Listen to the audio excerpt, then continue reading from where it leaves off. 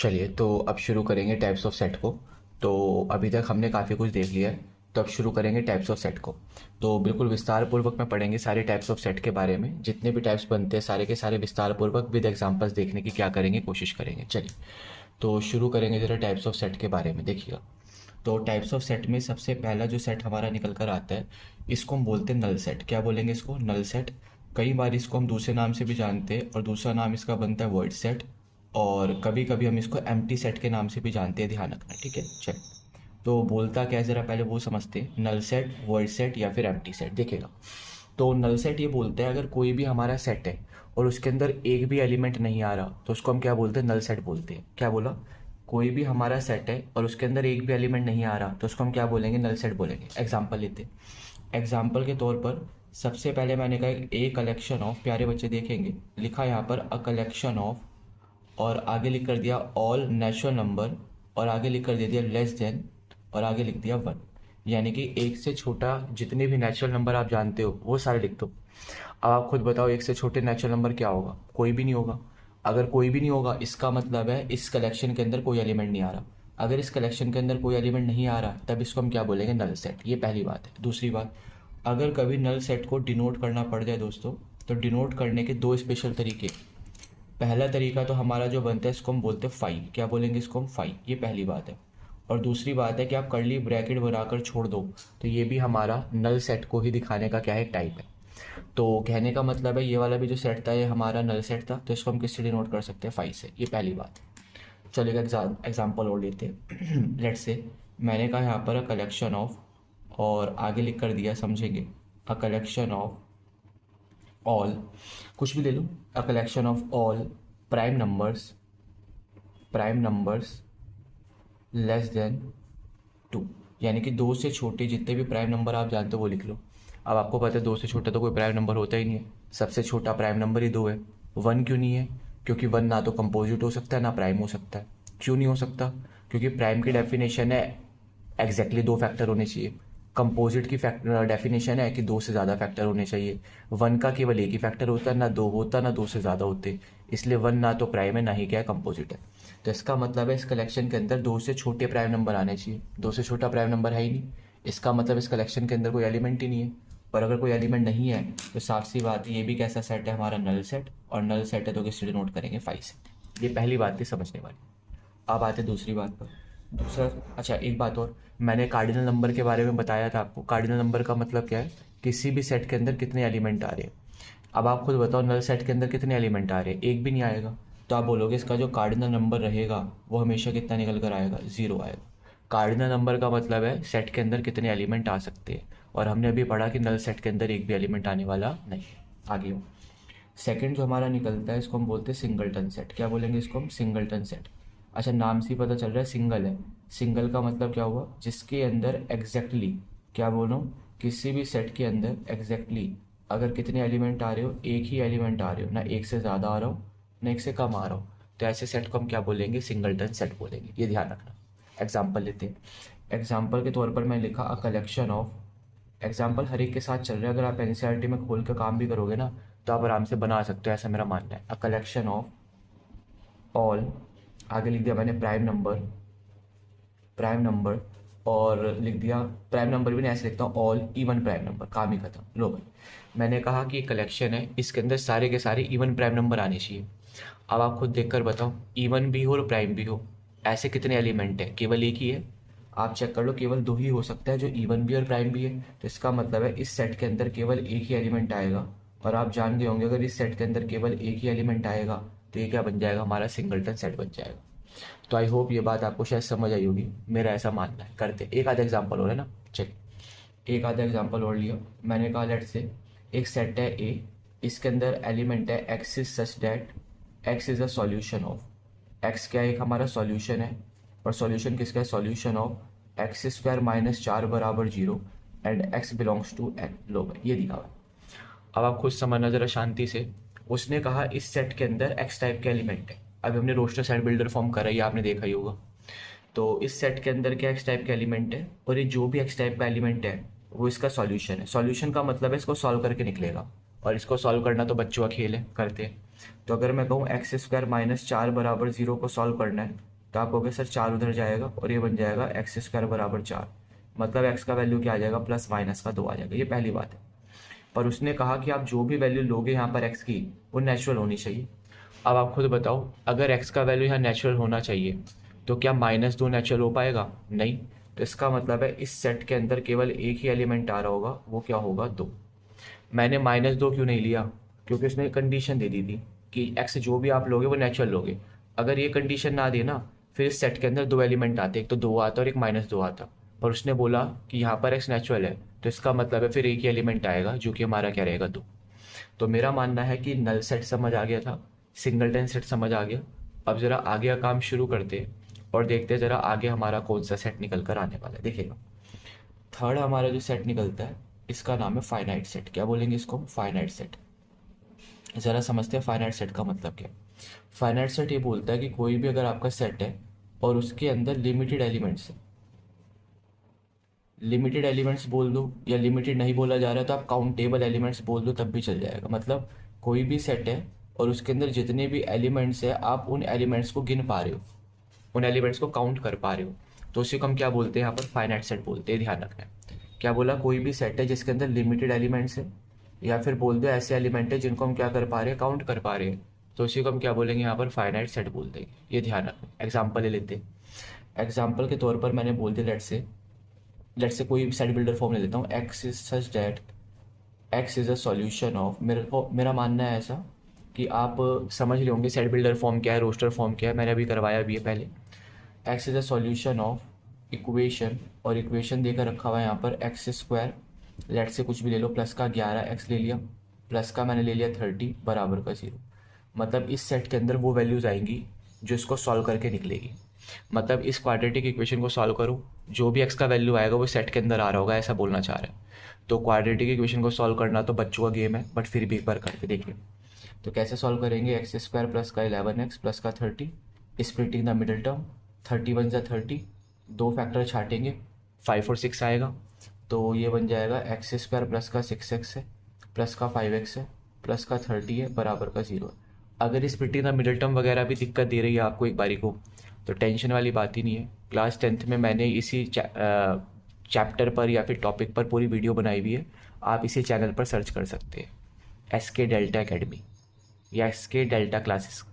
चलिए, तो इन दोनों में से कॉमन लो तो x कॉमन आएगा, अंदर बचेगा x प्लस 6, जो यहाँ आ गया वही हम आगे कॉपी कर देते हैं, आप जानते ही हो। यहाँ 5x था, यहाँ x था, तो प्लस का 5 बाहर आ गया होगा, तो एक फैक्टर बना हमारा x प्लस का 6, एक फैक्टर बना x प्लस का 5, बराबर में कितना आ गया, 0 आ गया। तो मतलब एक बार तो x का वैल्यू -6 आ जाएगा और एक कितना आ जाएगा, -5। मतलब जो सेट बिल्डर फॉर्म में सेट लिखा हुआ है इसको रोस्टर फॉर्म में लिखना पड़ जाए तो एलिमेंट आएंगे -6 और -5। मुझे बस एक बात पूछनी है आपसे, क्या आप गिन पा रहे हो कितने एलिमेंट आए? बताओ, क्या आप गिन पा रहे हो कितने एलिमेंट आए? आप कहोगे हाँ। मैं कहूँगा कैसे? आप कहोगे सर 2 ही एलिमेंट है, एक तो -6 और एक -5 है, मतलब काउंट तो हो पा रहे हैं ना। और अगर काउंट हो पा रहे हैं तो ये क्या बन जाएगा, फाइनाइट सेट। ध्यान रखना, पहली बात थी। अब ज़रा एक और सेट पढ़ते हैं और इसका नाम है हमारा इनफाइनाइट सेट। क्या नाम है इसका? Infinite set. तो ज़रा अब इनफाइनाइट सेट को समझने की कोशिश करते हैं। जस्ट इसका अपोजिट है। उधर आपने बोला था कोई भी सेट जिसके अंदर लिमिटेड एलिमेंट हो, इसमें बोलूँगा कोई भी ऐसा सेट जिसके अंदर अनलिमिटेड एलिमेंट्स हो। अनलिमिटेड अगर नहीं बोला जा रहा तो आप बोल दो जिसके अंदर अनकाउंटेबल एलिमेंट्स हो, वही हमारे क्या बन जाएंगे, यहाँ पर इनफाइनाइट सेट बन जाएंगे। क्या बोला? कोई भी ऐसा सेट जिसके अंदर अनकाउंटेबल एलिमेंट्स हो या फिर हमारे कितने एलिमेंट्स हो, अनलिमिटेड एलिमेंट्स हो, तब वो क्या बन जाएगा, इनफाइनाइट सेट बन जाएगा। आई थिंक ये बात आप समझ रहे होंगे। एग्जाम्पल लेते हैं। लो भाई, एग्जाम्पल के तौर पर लिखा मैंने अ कलेक्शन ऑफ, क्या लिखा यहाँ पर, अ कलेक्शन ऑफ, आगे लिख कर दिया ऑल नेचुरल नंबर्स, और आगे लिख कर दे दिया ग्रेटर देन 5, यानी कि 5 से बड़े जितने भी नेचुरल नंबर है वो सारे लिख लें। तो करते हैं ज़रा काम। तो अगर 5 से बड़े नेचुरल नंबर लिखने तो 6 आ जाएगा, 7 आ जाएगा, 8 आ जाएगा, 9 आ जाएगा, 10, 11, 12, 13, 14 करते करते इनफाइनाइट तक जाएगा। अब सारे थोड़ा लिखूंगा, क्या करेंगे, बस 3 डैश बना देंगे, यही हमारा काम पूरा हो गया।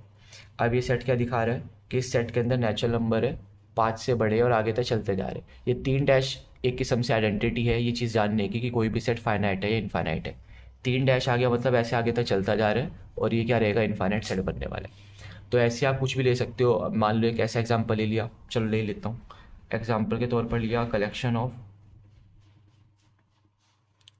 ऑफ ऑल प्राइम नंबर, यानी कि जितने भी प्राइम नंबर आप जानते हो उनका कलेक्शन ले लिया। अब आप खुद सोचो, प्राइम नंबर का अगर कलेक्शन ले रहा हूँ तो प्राइम नंबर तो इन्फानाइट होती है, इसका मतलब है अनकाउंटेबल एलिमेंट्स, इसका मतलब ये भी क्या रहने वाला है, हमारा इन्फानाइट सेट रहने वाला है। तो मेरा मानना है ये बातें आपको समझ आई होगी कि null set, singleton set, finite set, infinite set क्या होते हैं। अब जब इतनी बातें हो गई है तो एक छोटी बात और है, अगर आप पढ़ लो तो बहुत ही बढ़िया है। ज़रा उसको शुरू करते हैं। चलिए तो अब ज़रा कुछ इनफाइनाइट सेट के एग्जांपल है, ज़रा वो देख लेते हैं, जो कि हमें याद ही होनी चाहिए सेट चैप्टर में और रिलेशन फंक्शन के लिए, और आगे के लिए भी इंपॉर्टेंट है बहुत ज़्यादा, जो हमारे फिक्स ही है। ज़रा इसको भी पढ़ लेते हैं। चलिए तो पहला इनफाइनाइट सेट है हमारा सेट ऑफ नेचुरल नंबर्स। देखिएगा ज़रा, सेट ऑफ नेचुरल नंबर्स। तो जो नेचुरल नंबर का सेट होता है, आपको पता है इनफाइनाइट सेट है, इसको डिनोट करते हैं कैपिटल एन से, ध्यान रखना है। तो इसका मतलब है अगर इस सेट के अंदर एलिमेंट देखो कैपिटल एन के अंदर, तो 1 से शुरू होंगे, आप जानते ही हो, और फिर इनफाइनाइट तक जाने की कोशिश करेंगे। तो नेचुरल नंबर के सेट को कैपिटल एन से डिनोट करेंगे, ध्यान रखना है। ठीक है भाई, अब ज़रा आगे चलते हैं। आगे आपको पता है हमारा जो अगला सेट निकल कर आएगा, वो अगला सेट क्या निकलेगा वो भी पढ़ लेते हैं। अगला सेट हमारा निकलेगा सेट ऑफ होल नंबर्स। तो अगर मैं नेचुरल नंबर और होल नंबर की बात करूं तो आपको पता ही है, सेट ऑफ होल नंबर्स की अगर मैं बात करता हूं तो इसको जनरली कैपिटल डब्ल्यू से डिनोट करते हैं, जनरली कह रहा हूं। और इसके अंदर आपको पता ही है सारे के सारे जो एलिमेंट्स हैं वो कहाँ से शुरू होंगे, ज़ीरो से। तो बस ज़ीरो और इंक्लूड हो जाएगा, बाकी सारे के सारे एलिमेंट वही है जो नेचुरल नंबर में थे, और ये भी इन्फाइनाइट तक जाते, ये भी ध्यान रखना। ये सिर्फ मैं इसलिए बता रहा हूँ क्योंकि कई बार ना डब्ल्यू लिखा हुआ आ जाता है सेट में, तो हमें पता होना चाहिए कि डब्ल्यू का मतलब क्या है। चलिए तो अब अगला शुरू करते हैं। अगला हमारा जो थर्ड आएगा, इसको हम बोलते हैं सेट ऑफ इंटीजर्स। तो सेट ऑफ इंटीजर्स में आप जानते ही हो कि सेट ऑफ इंटीजर्स को सबसे पहली बात है तो जेड से या फिर कैपिटल आई से क्या करते हैं, डिनोट। मैं जेड से डिनोट करना ज़्यादा अच्छा समझता हूँ, बाकी आपकी मर्ज़ी, आप आई से करो, जेड से, ऐसा कोई फ़र्क नहीं है, करते हैं। इसके अंदर आपको पता है सारे के सारे पॉजिटिव नंबर, सारे के सारे नेगेटिव नंबर, और साथ में ज़ीरो भी आता है, करते हैं। तो मतलब ज़ीरो आएगा, सारे के सारे पॉजिटिव नंबर आ जाते हैं इसके अंदर, सारे के सारे इसके अंदर क्या आएंगे, नेगेटिव नंबर आएंगे, और ये भी इन्फाइनाइट तक चलता चला जाता है, ये भी ध्यान रखना। फोर्थ टाइप पर आते हैं। फोर्थ की अगर मैं बात करता हूँ तो इसको हम क्या बोलते हैं, इसको हम बोलते हैं सेट ऑफ रैशनल नंबर्स। अब सेट ऑफ रैशनल नंबर की बात करूँ तो वो भी समझ लेते हैं। सेट ऑफ रैशनल नंबर को क्यू से डिनोट करते हैं, ध्यान रखना। और इसके अंदर कौन से एलिमेंट आएंगे वो भी समझते हैं। ये बोलता है कि इस सेट के अंदर जो भी एलिमेंट आएगा, वो पहली बात है आपने पढ़ा होगा पी अपॉन क्यू की फॉर्म में होगा, दूसरा आपने पढ़ा होगा क्यू जीरो नहीं होना चाहिए, और तीसरा ध्यान रखना पी और क्यू दोनों क्या होने चाहिए, इंटीजर होने चाहिए। तो ये हमारा क्या बन जाता है, सेट ऑफ रैशनल नंबर्स। ये भी ध्यान रखकर चलिए, क्यू से डिनोट करना है। तीसरे पर, चौथे, पाँचवें पर आओ, सॉरी। पाँचवा हमारा क्या बनेगा, पाँचवा हमारा बनता है सेट ऑफ इर्रेशनल नंबर्स। क्या बनेगा, सेट ऑफ इरेशनल नंबर, इसको भी समझते हैं। इरेशनल नंबर का जो सिंबल होता है वो क्यू के ऊपर सी लगाकर आप जनरली डिनोट कर सकते हो। वैसे कई जगह मैंने ऐसा भी देखा आप टी से भी डिनोट करते हो, पर मैं क्यू के ऊपर सी से डिनोट करना ज़्यादा बेहतर समझता हूँ। मैं दोबारा बता दूँ, क्यू के ऊपर सी आ जाएगा, या फिर कैपिटल टी से भी आप इसको क्या कर सकते हैं, डिनोट। मैं क्यू के ऊपर सी से करता हूँ। और ये क्या बोलते हैं आप समझ ही गए होंगे। अगर आपको इरेशनल नंबर के बारे में जानना है तो कुछ मत करो, सारे रियल नंबर में से रैशनल नंबर हटा दो। जब सारे रियल नंबर में से रैशनल हटा दोगे तो केवल क्या बचेगा, इरेशनल। अच्छा, बिल्कुल बच्चों वाली बातें समझनी हो, नाइन्थ वाली, तो वो भी समझा देता हूँ। पहली बात, अगर अंडर रूट के अंदर आपके पास नॉन परफेक्ट स्क्वायर आ जाए, नॉन परफेक्ट स्क्वायर का मतलब आप जान ही गए होंगे, जैसे अंडर रूट 5 आ जाए, अंडर रूट 6 आ जाए, जिसका स्क्वायर रूट नहीं निकलता, अंडर रूट 7 आ जाए, अंडर रूट 8 आ जाए, तो ये सारे के सारे क्या बनेंगे, इरेशनल।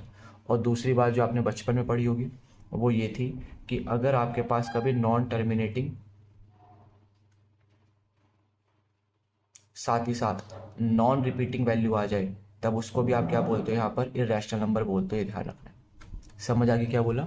दो तरीके से पहचान है, पहला तो अंडर रूट के अंदर नॉन परफेक्ट स्क्वायर आया हो, और तीसरी पहचान ये है कि अगर आपके पास non repeating non terminating number आया हो, तब भी वो क्या बनता है, इरेशनल नंबर, ये ध्यान रखना है। चलो एक आधा टाइप और कर लेते हैं, फिर उसके बाद आगे चलने का प्रयास है, ठीक है। चलिए करते हैं काम। चलिए तो अगला काम शुरू करते हैं, सिक्स वाला, और इसको हम बोलते हैं सेट ऑफ रियल नंबर्स। तो अगर मैं बात करूँ सेट ऑफ रियल नंबर्स की, तो सेट ऑफ रियल नंबर्स को हम कैपिटल आर से डिनोट करते हैं, पहली बात है, ठीक है। और इसमें दो तीन बातें जानने वाली मैं आपको बता दूं। सबसे पहली बात ये है, अगर मैं बच्चों वाली बातें करूं तो ऐसी है कि जितने भी नंबर आपने बचपन से अभी तक पढ़े हैं, कुछ भी अंडर रूट के अंदर नेगेटिव को छोड़ के, क्या बोला, अंडर रूट के अंदर नेगेटिव को छोड़ के बाकी जितने नंबर अभी आज तक आपने पढ़े जीवन में वो सारे रियल नंबर है। कोई पूछे अंडर रूट 51 रियल है, अंडर रूट के अंदर 1.213871 रियल है, जितने भी नंबर है वो सारे रियल है। पर मैथ्स की लैंग्वेज में बात करें तो ध्यान रखना, मैथ्स की लैंग्वेज ये बोलते हैं जितने भी रैशनल नंबर है और जितने भी इरेशनल नंबर है इन दोनों का सेट मिलकर ही क्या बनता है, रियल नंबर का सेट। ये ध्यान रखना, ये मैथ्स की लैंग्वेज है। तो आई होप जितने भी हमारे इंपॉर्टेंट इनफाइनाइट सेट के एग्जाम्पल हैं वो सारे आपको क्रिस्टल क्लियर हो गए होंगे। देखो बिल्कुल भी मेरा मकसद ये नहीं है कि आपको छोटा मोटा पढ़ा के एक तरफ कर दूँ, जितनी भी बातें इंपॉर्टेंट है वो सारी बातें आपको मिलेगी, भली वीडियो थोड़ी लंबी क्यों ना हो जाए। जो बच्चा ईमानदारी से देख रहा होगा वो कहेगा सर सारी बातें समझ आ रही है। अब चलते आगे। तो हमारे काफ़ी सेट तो ख़त्म हो गए थे, अब हमारा फिफ्थ सेट जो कि सबसे इंपॉर्टेंट है वो शुरू करने की कोशिश करते। देखिए तो हमारा फिफ्थ सेट है, अभी तक हमारा फाइनाइट सेट हो चुका है, इनफाइनाइट सेट हो चुका है, इसके बाद सिंगलटन सेट हो चुका है, नल सेट हो चुका है। आखिरी टाइप का सेट और देखते हैं जिसको हम क्या बोलते हैं, इसको हम बोलते हैं सबसेट। क्या बोलते हैं, सबसेट। अब ये इंपॉर्टेंट है, इसी के अंदर मैं 2-3 बातें निकाल कर ले आऊँगा ताकि दिक्कत ना आए। पहली बात देखना मेरे बच्चों, अ नॉन एम्प्टी सेट, समझेंगे, a non empty set, empty set A is said to be, is said to be a subset, said to be a subset of set B if all elements in A also belongs to the set B। तो crucially हम ऐसा कह सकते हैं कि कोई भी अगर हमारे एक ऐसा सेट है जिसमें हर एक एलिमेंट दूसरे सेट के अंदर भी आ रहे हैं तो वो एक दूसरे का क्या बन जाएगा, सबसेट। अभी सब बातें बताऊंगा, आराम से शुरू करते। तो इसको डिनोट कैसे करते वो भी ध्यान रखना। अगर इसको डिनोट करना पड़ जाए और मुझे ये बोलना पड़े कि ए हमारा सबसेट है बी का, तो ऐसे लिखेंगे ए सबसेट है और किसका सबसेट है, बी का। तो मेरा मानना है ये बातें भी आपको समझ आई होगी। एक एग्जाम्पल लेते हैं। एग्जाम्पल के तौर पर मैंने क्या बोला, मैंने कहा एक सेट है हमारा ए, इसके अंदर एलिमेंट है 1 2 3 4 5 कुछ ऐसा, और मैंने कहा एक सेट है बी, इसके अंदर एलिमेंट है 2,3। अब मैं पूछ रहा हूँ क्या यहाँ पर बी हमारा सबसेट हो जाएगा ए का। तो अभी हमने पढ़ा कि बी हमारा ए का सबसेट अगर करना है तो फिर बी का हर एक एलिमेंट ए में आना चाहिए। आप चेक करो क्या बी का हर एक एलिमेंट ए में आ रहा है। बी का एलिमेंट था 2, ए में आ रहा है। बी का एलिमेंट था 3, ए में आ रहा है। इसका मतलब बी का हर एक एलिमेंट ए में आ रहा है, तो बी ए का क्या बन जाएगा, सबसेट। ये पहली बात है। अब मैं आपसे पूछूं क्या ए हमारा सबसेट बन जाएगा बी का, तो ए बी का सबसेट बनने का मतलब है ए का हर एक एलिमेंट बी में आना चाहिए। चेक कर लो 1 आ रहा है क्या, आ ही नहीं रहा, इसका मतलब ए सबसेट बी का नहीं है। तो मेरा मानना है आपको डेफिनेशन समझ आ गई होगी। अगर किसी भी सेट का हर एक एलिमेंट दूसरे सेट में आ रहा है तो उसका क्या कहलाएगा, सबसेट। ये ध्यान रखना है, समझ ये बात नहीं। अच्छा एक बात और है छोटी सी, आपने बोला सर बी क्या कहलाएगा, सबसेट कहलाएगा। मैं बात बिल्कुल समझ गया। अगर बी हमारा सबसेट है ना, किसका सबसेट है, ए का, तो ए का भी स्पेशल नाम बनता है और इसको हम बोलते हैं सुपर सेट। क्या बोलते हैं इसको हम यहाँ पर, सुपर सेट। ये भी ध्यान रखना है। क्लियर हो रही है बात नहीं। अगर बी हमारा सबसेट है तो फिर ए क्या कहलाएगा, हमारा सुपर सेट। ये भी ध्यान रखना है। अब ज़रा आगे चलते हैं और 2 बातें नोट में बेहद इंपॉर्टेंट है, ज़रा मैं वो भी आपको बता दूँ। सबसे पहली बात, every set is a subset of itself. ये पहली बात है। दूसरी बात, phi is the subset of every set. ये भी ध्यान रखना। ये 2 बातें मोस्ट इंपॉर्टेंट है। पहली बात, हर एक सेट खुद का सबसेट होगा ही होगा, और दूसरी बात फाई भी हर एक का क्या होता है, सबसेट होता है। ज़रा मैं एग्जांपल लेता हूँ, देखिएगा। जैसे मैं पूछूँ यहाँ पर हमारे एक सेट है ए, इसके अंदर 1, 2, 3 एलिमेंट है, मान लो। यही सेट मैंने दोबारा कॉपी कर दिया ए 1, 2, 3। अब मैं पूछूँ क्या ए सबसेट होगा खुद का, तो आप खुद देख लो। अगर ए का हर एक एलिमेंट ए में दोबारा आ रहा होगा, क्या बोल रहा हूँ, ए का हर एक एलिमेंट अगर ए में दोबारा आ रहा होगा तो सबसेट है, नहीं आ रहा होगा तो नहीं है। चेक करो, 1 आ रहा है, 2 भी आ रहा है, 3 भी आ रहा है, तो इसका मतलब ए खुद का सबसेट है। तो वही लिखा है every set is the subset of itself. तीसरी बात, फाइव भी हमारा क्या रहेगा, हर एक सेट का सबसेट। क्यों, अब मैं पूछूँ यहाँ पर इस सेट के अंदर 1 है, 2 है, 3 है और क्या है, आपको कि सर और कुछ भी नहीं है। और कुछ भी नहीं भी इसका पार्ट है, ऐसा बोलूँगा। क्या बोल रहा हूँ, 1 है, 2 है, 3 और क्या, और कुछ भी नहीं है। और कुछ नहीं है इसका मतलब है और कुछ नहीं भी इसका पार्ट है। और कुछ नहीं को हम क्या बोलते हैं, फाइव, तो इसका मतलब फाइव इसका पार्ट है। तो ध्यान रखना, five is also subset of set ए। ये 2 बातें ध्यान रखकर चलिए। क्लियर हो रही है मेरी बात? नहीं, चलो अगला जो हमारा काम है 6 टाइप का सेट है, इसको हम बोलेंगे यूनिवर्सल सेट। पहली बात है, यूनिवर्सल सेट को यू से डिनोट करते हैं। यू से डिनोट करने के वजह से कट लगा देते हैं, ये भी ध्यान रखना है, ठीक है। अच्छा, करते तो एक और तरीके से, वो सिंबल मुझसे बनता नहीं है, ना ही किसी बुक में, यानी कि ना ही हमारा आर डी शर्मा में और ना ही उसका एन सी आर टी में कहीं जिक्र है। हाँ, अगर आपके पास एम एल अग्रवाल वगैरह है, वहाँ पर यूनिवर्सल सेट को कुछ इस तरीके से देखिएगा, कुछ इस तरीके से बनाने का कोशिश की जाती है। बट मैं इस तरीके से बनाता हूँ, मुझे अच्छा लगता है ये बनाना, ठीक है। और बाकी बुक्स में भी यही देखने को मिलता है। अब यूनिवर्सल सेट क्या बोलता है, ज़रा 2 मिनट के लिए समझिएगा, सारी बातें क्रिस्टल क्लियर हो जाएगी। देखिएगा, मान लेता हूँ कोई भी एक सेट ए है और इसमें लिखा हुआ है 1,2,3,4,5। लेट्स से एक सेट बी है, इसके अंदर लिखा हुआ है 2,3। एक सेट सी है, इसके अंदर लिखा हुआ है 2,3,4। एक सेट डी है, इसके अंदर लिखा हुआ है 4,5। अब मैं आपसे 2-3 बातें पूछूंगा, आप हाँ या ना बताइएगा। मैं पूछूं क्या मेरा बी सबसेट बनेगा ए का, तो आप कहोगे सर देख लेते हैं, बी का अगर हर एक एलिमेंट ए में आ रहा होगा तो बन जाएगा। 2 भी आ रहे हैं और 3 भी आ रहा है, मतलब बी ए का सबसेट है। अब मैं आपसे पूछूं क्या सी सबसेट बन जाएगा ए का, चेक कर लो। अगर सी का हर एक एलिमेंट ए में आ जाएगा तो बन जाएगा। 2 भी आ रहा है, 3 भी आ रहा है और 4 भी आ रहा है, बन जाएगा। अब मैं पूछूं क्या डी हमारा सबसेट बन जाएगा ए का, तो अगर डी का हर एक एलिमेंट ए में आ रहा होगा तो बन जाएगा, नहीं आ रहा होगा तो नहीं बनेगा, चेक करो। तो 4 भी आ रहा है और 5 भी आ रहा है, मतलब बन जाएगा।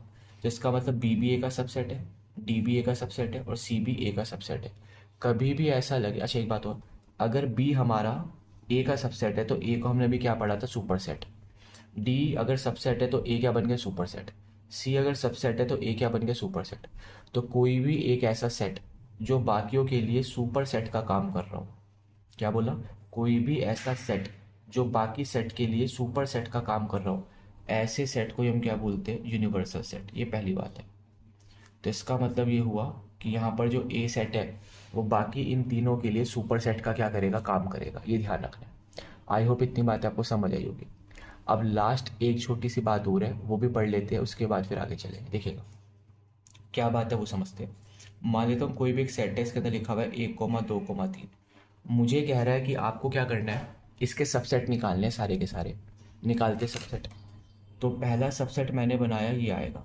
सबसेट है यानी आप खुद चेक करो, बिल्कुल है, क्योंकि 1 इसके अंदर आ रहा है और हमें पता है कोई भी एलिमेंट दूसरे के अंदर आता है, या कोई भी सेट का एलिमेंट दूसरे सेट के अंदर आ रहा होता है तो वो सेट दूसरे का क्या बन जाता है, सबसेट।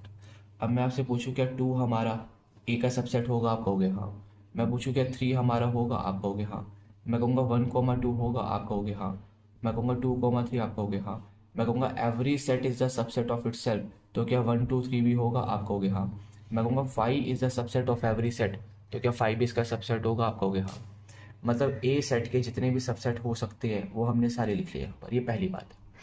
अब मैं पूछूँ इसके अंदर कितने सबसेट आ रहे हैं, तो आप गिन लोगे 1, 2, 3, 4, 5, 6 और एक 7। कोई रह तो नहीं गया, एक रह गया। कौन सा रह गया, 1,3। तो एक आ गया 1,3।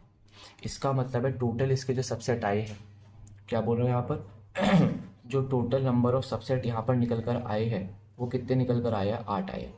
पर ध्यान रखना, टोटल नंबर ऑफ सबसेट निकालने का एक जनरल फॉर्मूला भी है और वो फॉर्मूला बनता है 2 का पावर n, जहाँ पर n क्या है, हमारा नंबर ऑफ एलिमेंट्स। मतलब अगर किसी सेट के अंदर एलिमेंट्स आपको पता है तो बस आप ये मानकर चलना कि उसके कितने सबसेट है, आप आराम से निकाल लोगे। अब आप बताओ इस सेट के अंदर कितने एलिमेंट थे, आप कहोगे 3 थे। अगर इस सेट के अंदर 3 एलिमेंट थे तो 2 का पावर 3 यानी कि 8 सबसेट बनेंगे। आप चेक करो 8 ही बने हुए। यहाँ तक की बात भी समझ आई होगी। एक इसी में चीज़ आती है और इसको हम बोलते हैं पावर सेट। क्या बोलते हैं, पावर सेट। पावर सेट क्या होता है वो भी समझते हैं। पहली बात तो अगर ए का पावर सेट निकालना है तो डिनोट करते पी और साथ में ए से। पी ए का मतलब क्या हुआ, पावर सेट निकाल रहे, और किस सेट का निकाल रहे, ए का। बोलता क्या है ये बोलता है कि किसी भी सेट के जितने भी सबसेट निकल कर आ रहे हैं, क्या बोला, किसी भी सेट के जितने भी सबसेट निकल कर आ रहे हैं उनका भी अगर एक मैं सेट बना दूं तो ये बन जाएगा पावर सेट ऑफ ए। मेरा मानना है आप मेरी बातें समझ गए होंगे जो मैं बोलना चाह रहा हूँ। मैंने क्या बोला, मैंने कहा कि पावर सेट क्या बोलता है, कोई भी हमारा सेट दिया हुआ है उसके जितने भी सबसेट निकल कर आ रहे हैं, जितने भी क्या निकल कर आ रहे हैं, सबसेट निकल कर आ सकते हैं, उसका भी एक सेट बना दो। उसका भी जो सेट निकल कर आएगा उसी को हम क्या बोलेंगे, पावर सेट ऑफ ए। तो ये ध्यान रखना है आपको। तो मेरा मानना है आपको सारे के सारे सेट के टाइप समझ आए होंगे, जैसा मेरा मानना है।